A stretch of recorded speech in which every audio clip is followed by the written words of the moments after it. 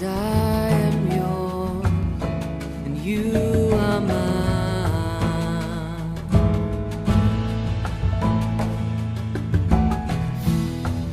'Cause I am yours, you are mine. You are mine.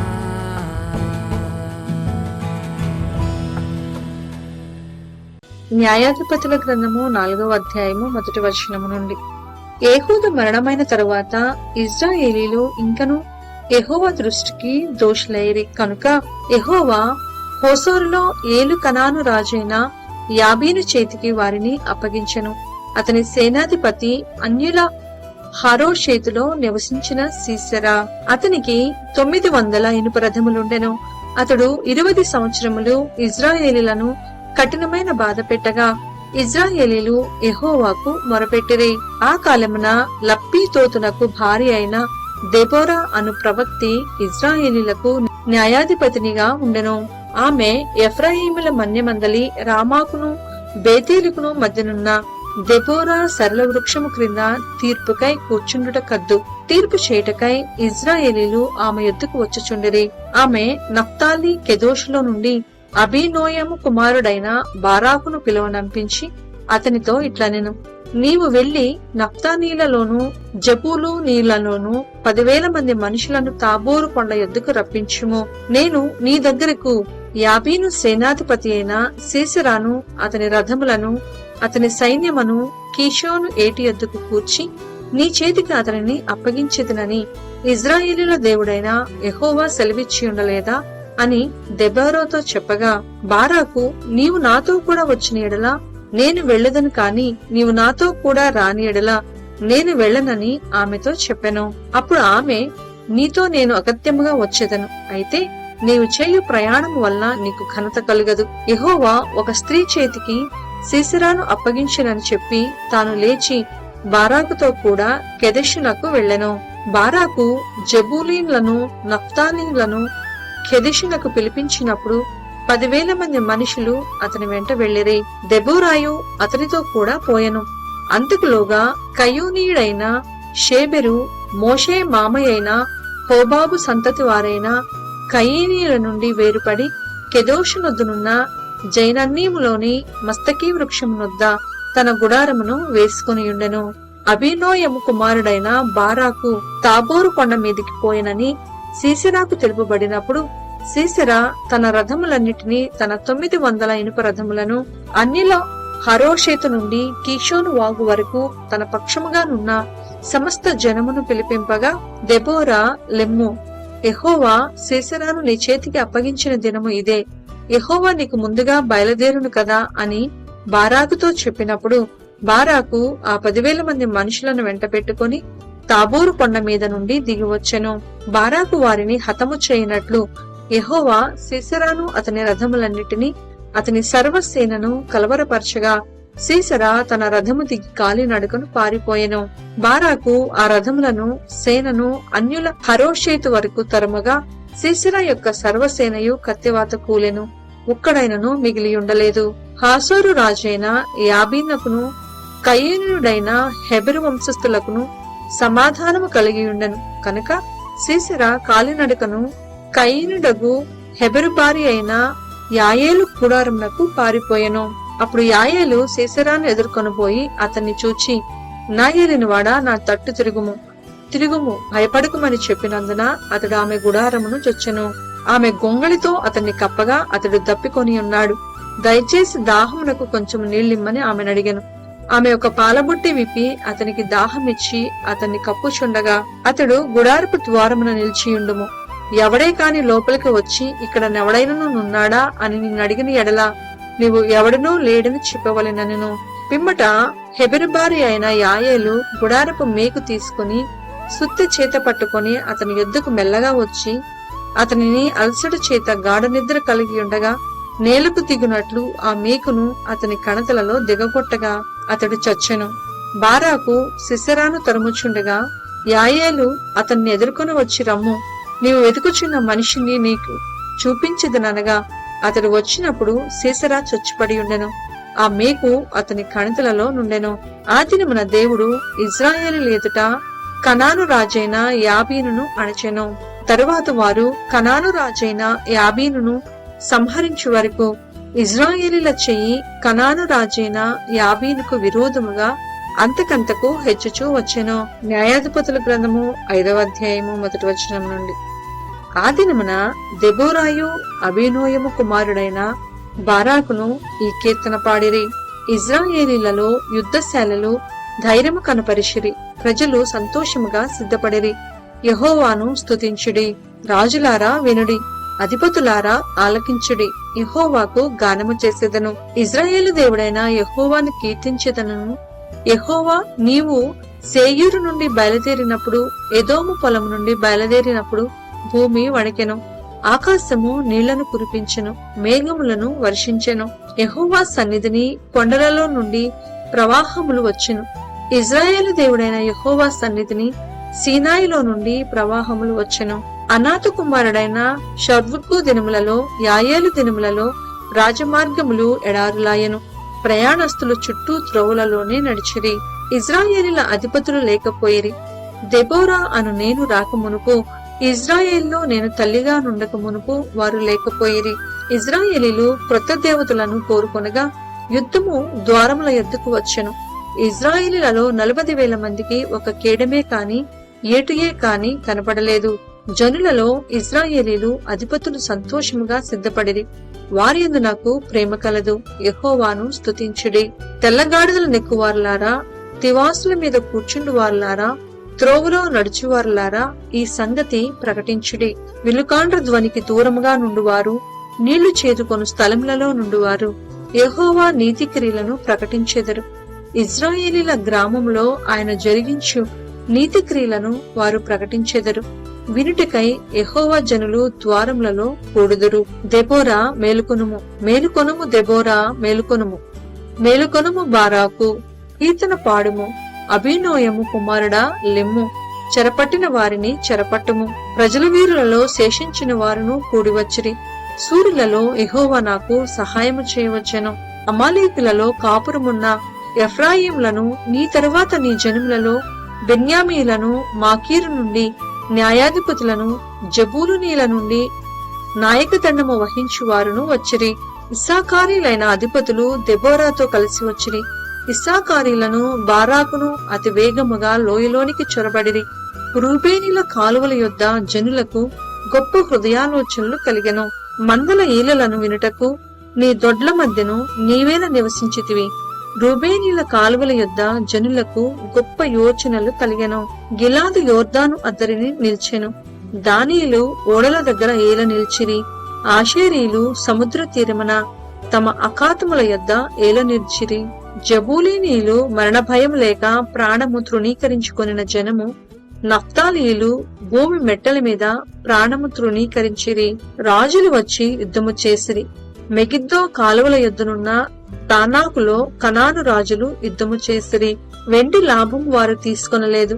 నక్షత్రములు ఆకాశం నుండి యుద్ధము చేసెను. నక్షత్రములు తమ మార్గములలో నుండి సీసెరాతో యుద్ధము చేసెను. కీషోను వాగు వెంబడి, పురాతన వాగైన కీషోను వెంబడి వారు కొట్టుకొని పోయిరి. నా ప్రాణమా, నీవు బలము పూని సాగుము. గుర్రముల డెక్కలు సూర్యులను త్రొక్కెను. గుర్రములు ఎగసి ఎగసి సూర్యులను త్రొక్కెను. యెహోవా దూత ఇట్లనెను, మేరోజును శపించుడి, దాని నివాసుల మీద మహాశాపము నిలుపుడి. యెహోవా సహాయమునకు వారు రాలేదు. బలిష్ఠులతో కూడి యెహోవా సహాయమునకు వారు రాలేదు. కయీనుడైన హెబెరు భార్య యాయేలు స్త్రీలలో దీవెన నొందును. గుడారములలో నుండి స్త్రీలలో ఆమె దీవెన నొందును.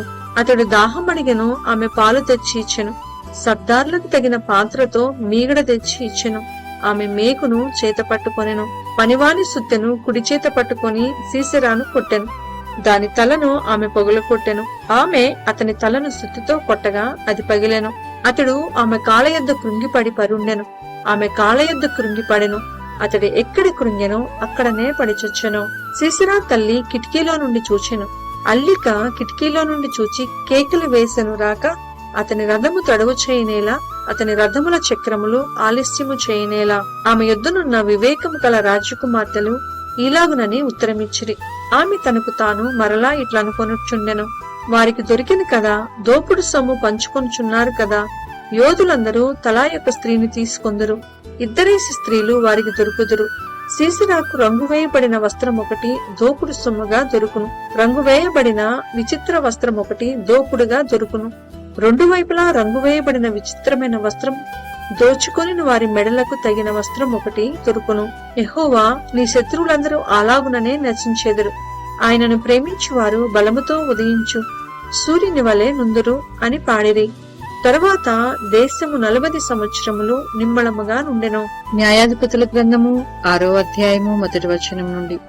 ఇజ్రాయేలీలు యెహోవా దృష్టికి దోషులైనందున యెహోవా 7 ఏండ్లు వారిని మిద్యానీయులకు అప్పగించెను. మిద్యానీయులు చెయ్యి ఇజ్రాయేలీల మీద హెచ్చాయను గనక వారు మిద్యానీయుల ఎదుట నిలవలేక కొండలోనున్న వాగులను, గుహలను, దుర్గములను తమకు సిద్ధపరచుకొనిరి. ఇజ్రాయేలీలు విత్తనములు విత్తిన తరువాత మిద్యానీయులను, అమాలేకీలను, తూర్పున నుండి వారును తమ పశువులను, గుడారములను తీసుకుని మిడతల దండంత విస్తారముగా వారి మీదికి వచ్చి వారి ఎదుట దిగి గాజాకు పోవునంత దూరము భూమి పంటను పాడు చేసి ఒక గొర్రెను కాని, ఎద్దును కాని, గాడిదను కాని, జీవన సాధనమైన మరి దేనిని కాని ఇజ్రాయేలీలకు ఉండనీయలేదు. వారును వారి ఒంటెలను లెక్కలేకయుండెను. దేశమును పాడు చేయుటకు వారు దానిలోనికి వచ్చిరి. ఇజ్రాయేలీలు మిద్యానీయుల వలన మిక్కిలి హీన దశకు వచ్చినప్పుడు వారు యెహోవాకు మొరపెట్టిరి. మిద్యానీయుల వలని బాధను పట్టి ఇజ్రాయేలీలు యెహోవాకు మొరపెట్టగా యెహోవా ఇజ్రాయేలీల యొద్దకు ప్రవక్తనొకని పంపెను. అతడు వారితో ఈలాగు ప్రకటించెను, ఇజ్రాయేలీల దేవుడైన యెహోవా సెలవిచ్చినదేమనగా, నేను ఐగుప్తులో నుండి మిమ్మను రప్పించి దాసుల గృహంలో నుండి మిమ్మను తోడుకుని వచ్చితిని. ఐగుప్తుల చేతిలో నుండి మిమ్మను బాధించిన వారందరి చేతిలో నుండి మిమ్మను విడిపించి మీ ఎదుట నుండి వారిని తోలివేసి వారి దేశమును మీకిచ్చితిని. మీ దేవుడునైన యెహోవాను నేనే. మీరు అమోరీల దేశమున నివసించుచున్నారు, వారి దేవతలకు భయపడకుడి అని మీతో చెప్పితిని కాని మీరు నా మాట వినకపోతిరి. యెహోవా దూత వచ్చి అబీయజ్రీయుడైన యోవాషునకు కలిగిన వఫ్రాలోని మస్తకీ వృక్షం క్రింద కూర్చుండెను.